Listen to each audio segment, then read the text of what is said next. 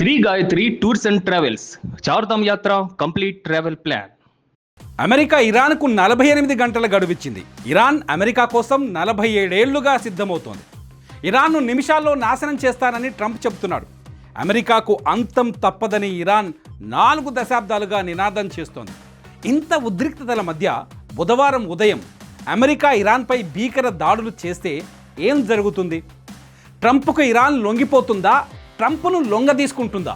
ఈ స్టోరీలో చూడండి.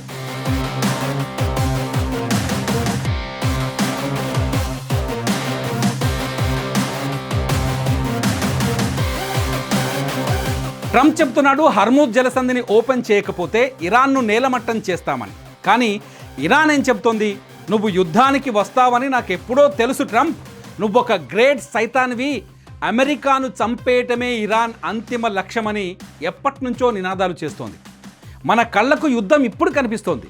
డ్రోన్లు, క్షిపణులు, యుద్ధ విమానాలు, బాంబులు విసురుతున్న సంఘటనలు మన కళ్ళకు ఇప్పుడు కనిపిస్తున్నాయి కాబట్టి మనకు ఇది కొత్తగా ఉంది. కానీ 1979 నుంచే ఇరాన్ అమెరికాకు మధ్య యుద్ధం మొదలైంది. అప్పుడు డైలాగ్ వార్ మొదలైతే ఇప్పుడు ఆయుధాలతో వార్ మొదలైంది. 2025లో ఇజ్రాయెల్, అమెరికా కలిసి ఇరాన్ పైన అతిపెద్ద దాడి చేశాయి. నంతాజ్, ఫర్డు, ఇస్ఫహాన్ లాంటి కీలక అణు కేంద్రాలను ధ్వంసం చేశాయి. ఈ విషయం ఇరాన్కు 2018లోనే తెలుసు. అమెరికా ఏ క్షణమైనా తమ పైన దాడి చేస్తుందని తెలుసుకున్న ఇరాన్ తనను తాను శక్తివంతం చేసుకోవటం మొదలుపెట్టింది.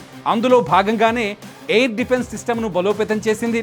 మిసైల్స్ ప్రోగ్రాంలను పెంచుకుని శక్తివంతంగా ఎదగటం ప్రారంభించింది.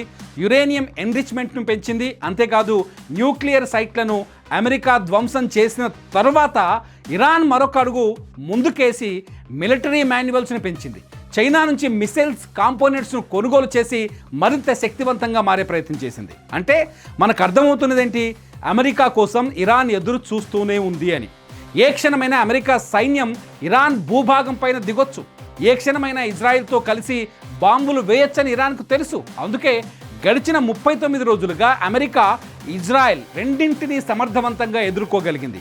ఇప్పటికీ ఎడతెరిపి లేకుండా ఇజ్రాయెల్, అమెరికా టెహరాన్పై దాడులు చేస్తున్న ఒక్క అడుగు కూడా వెనక్కి వేయటం లేదు ఇరాన్. చర్చలు జరిగితే శాశ్వత పరిష్కారం కావాలి, కానీ తాత్కాలిక నాటకాలు వద్దు అని బలంగా, శక్తివంతంగా చెప్తోంది ఇరాన్. మీరు ఒక్కసారి ఆలోచించండి. ఇప్పుడు యుద్ధం వచ్చి ఎక్కడ ఆగింది? హర్మూజ్ జలసంధి దగ్గర ఆగింది. ఈ విషయం ఇరాన్కు 1979లోనే తెలుసు. అమెరికా, ఇజ్రాయెల్ కలిసి తరుముకుంటూ వస్తే హర్మూజ్ జలసంధి దగ్గర ఆ 2 దేశాలను ఆపగలను అనే అంచనాలతోనే ఉంది ఇరాన్. ఇప్పుడు యుద్ధం అక్కడే ఆగింది. ఇరాన్ హర్మూజ్ను బ్లాక్ చేసింది.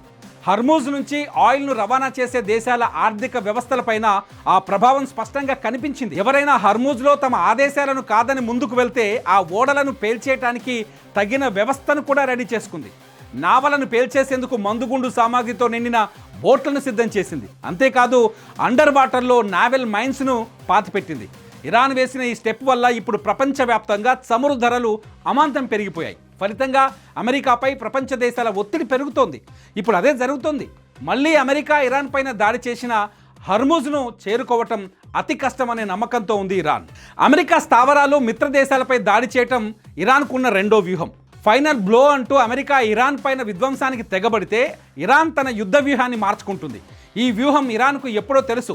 పశ్చిమాసియాలో Kuwait, Bahrain, Qatar, UAE, Saudi వంటి దేశాల్లో అమెరికాకు చెందిన సైనిక స్థావరాలు ఉన్నాయి. కొన్ని చోట్ల ఇంగ్లాండ్కు చెందిన సైనిక స్థావరాలు కూడా ఉన్నాయి. అమెరికా, ఇజ్రాయెల్ తమ ఆయిల్ స్టేషన్స్పై దాడి చేసిన వెంటనే ఇరాన్ అమెరికా మిత్ర దేశాలపైన దాడి చేసింది. ట్రంప్ ఇప్పుడు ఏమాత్రం యుద్ధంలో ముందడుగు వేసినా మళ్ళీ ఇరాన్ అదే చేస్తుంది. ట్రంప్ ఏం చెప్తున్నాడంటే ఇరాన్లోని బ్రిడ్జులు, పవర్ ప్లాంట్లపైన దాడి చేస్తానని చెప్తున్నాడు. ఈ మాట విన్న ఇరాన్ కూడా అదే స్థాయిలో సవాల్ విసురుతోంది.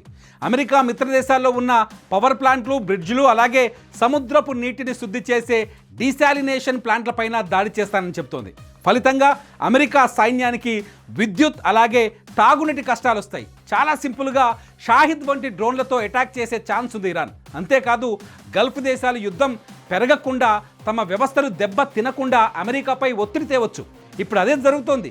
ట్రంప్ ఇరాన్ పైన బుసలు కొడుతున్నా గల్ఫ్ దేశాలు మాత్రం లోపల యుద్ధం వద్దనే ఒత్తిడి చేస్తున్నాయి. ఇప్పటికే ఇరాన్ ఆయా దేశాల్లోని గ్యాస్ అలాగే మౌలిక సదుపాయాలపైన దాడులు చేసింది. ఫలితంగా అమెరికాకు భారీగా ఆర్థిక నష్టాన్ని కలిగించే ప్రయత్నం చేసింది. అమెరికాను ఎదుర్కోవడానికి ఇరాన్ దగ్గర మూడో వ్యూహం కూడా ఉంది. అదేంటంటే ప్రాంతీయ మిత్రపక్షాల సహాయం తీసుకోవటం. ఇప్పటికే వాటి సహాయం పూర్తి స్థాయిలో కనిపిస్తోంది. యెమెన్లో హౌతీలు ఎర్ర సముద్రంలోని అమెరికా ఓడలపైన దాడులకు తెగబడే అవకాశం ఉంటుంది. ముఖ్యంగా బాబ్ అల్ మండేబ్ జలసంధిని బ్లాక్ చేసే అవకాశాలున్నాయి. ఇప్పటికే హౌతీస్ వార్నింగ్ ఇస్తున్నారు.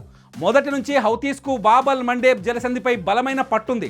ఫలితంగా అటు హర్మూజ్తో పాటు ఇటు మండేబ్ జలసంధి కూడా మూసుకుపోయి ఆయిల్ రవాణా మరింత క్లిష్టతరమయ్యే అవకాశం ఉంది. వీటితో పాటు ఇరాన్ మరొక అడుగు వేయొచ్చు. గల్ఫ్ ఆఫ్ ఓమన్ అంటే అరేబియా సముద్రంలోకి వెళ్లే మార్గాలను డిస్టర్బ్ చేసే ఛాన్సెస్ ఉన్నాయి. ఈ జలసంధులు హర్మూజ్కి దగ్గరగా కనిపిస్తాయి. సో మిసైల్స్, డ్రోన్స్ ద్వారా ఈ మార్గాలపైన ఇరాన్ దాడులు చేసే ఛాన్సులు ఉన్నాయి. అంతేకాదు ఇరాన్ మిసైల్స్ రేంజ్ 4000 కిలోమీటర్ల వరకు వచ్చే అవకాశం ఉంది కనిపిస్తోంది. కాబట్టి సుయాజ్ కెనాల్ అట్లాగే టర్కిష్ కెనాల్స్ పైన కూడా ప్రభావం చూపించవచ్చు. ఇటు ఇరాక్లోని మిలీషియాల సహకారం తీసుకుంటుంది ఇరాన్. ఇరాక్లో ఉన్న గ్రూపులు అమెరికా దళాలపైన దాడులు చేసేలా అక్కడి స్థానిక సాయుధ గ్రూపులను రెచ్చగొడుతుంది. మిలీషియాలు అమెరికా బేస్లు, గల్ఫ్ దేశాలు, ఇజ్రాయిల్లోని కొన్ని ప్రాంతాలపైన మిసైల్స్తో అటాక్ చేసే ఛాన్సులున్నాయి. లెబనాన్లో హిజ్బొల్లా కూడా ఇరాన్కు సహకరించే అవకాశం ఉంది. ఎందుకంటే హిజ్బొల్లాకు ఇరాన్ మొదటి నుంచి ఆర్థిక సాయం చేస్తూ వస్తోంది. గాజాలో వెస్ట్ బ్యాంక్ నుంచి హమాస్, పాలస్తీనా ఇస్లామిక్ జిహాదీ గ్రూప్ ఇజ్రాయెల్పై దాడికి సహకరించే అవకాశం కనిపిస్తోంది. ఇక్కడ మొత్తంగా అమెరికా ఒక్క అడుగు ముందుకు వేస్తే దాన్ని ఎదుర్కోవడానికి చాలా అడుగులు ముందుకు వేసేందుకు ఇరాన్ రెడీగా ఉంది. శాంతి చర్చల పేరుతో అమెరికా మోసం చేస్తుందని బలంగా నమ్ముతున్న ఇరాన్ ఏ క్షణమైనా దాడి జరిగే అవకాశం ఉందని భావిస్తోంది. మరి మీరేమనుకుంటున్నారు? ఇరాన్ ట్రంప్కు లొంగిపోతుందా, ట్రంప్ను లొంగ తీసుకుంటుందా? ఈ వీడియో కింద కామెంట్ చేయండి. చూస్తూనే ఉండండి అప్డేట్స్ కోసం. It's UTV.